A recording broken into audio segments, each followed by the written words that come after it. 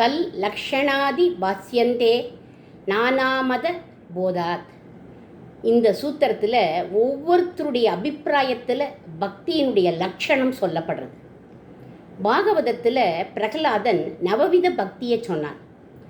பூஜாதிஷு அனுராக இதி பராசரியக, ஸ்ரத்தையாக பூஜை பண்ணுறது தான் பக்தின்னு வேதவியாசர் சொல்கிறார். இந்த இடத்துல திட நிஷ்டையோட 5 வயசு குழந்தை நாமதேவர் பாலையும் ரொட்டியையும் வச்சுட்டு சாப்பிடு பாண்டுரங்கா, சாப்பிடு பாண்டுரங்கா அப்படின்னு கெஞ்சுறது. எங்கள் அப்பா பூஜை பண்ண போது சாப்பிட்டியே, இப்போ சாப்பிட மாட்டேங்கிறியே. அப்போது பகவான் சாப்பிட்டான்னு நினச்சிண்டு இது முட்டிண்டு அழறது. கதவையும் தாழ்பால் போட்டுன்னு கொடுத்து இவனோட அம்மா வெளியில் நின்றுட்டு நாமா ஏண்டா அழற, கதவை திறடா அப்படிங்கிறா. நாமதேவருடைய வழிக்கு பாண்டுரங்கன் வந்துட்டான், பிரத்யக்ஷமாயிட்டான்.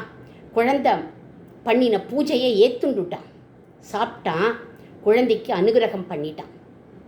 நாமதேவர் மாதிரியே குருவாயூரில் ஒரு நம்பூதிரி அப்படி இருந்தார். காலம்பர நட திறந்து சுப்பிரபாதத்துக்கு நைவேத்தியம் பண்ணிட்டு கிளம்பிட்டார். அவசரமாக வெளியூர் போக வேண்டி இருந்தது.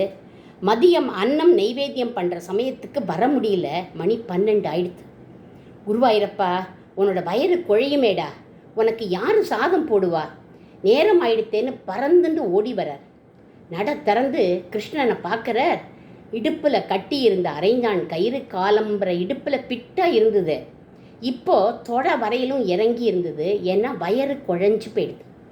அந்த வயத்தை தடவி தடவி அழறார். அதுக்கப்புறம் பால் பாயசத்தை ஊட்டி விட்டார். அதுக்கப்புறம் அந்த அரைஞான் பிட்டாயிடுதான். இதுதான் பூஜை. இப்படி ஆசையோட பிரேமையோட பூஜை பண்ண வேண்டாமோ?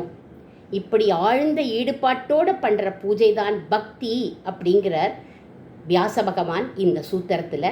அதை எடுத்து காண்பிக்கிறார் நாரத பகவான்.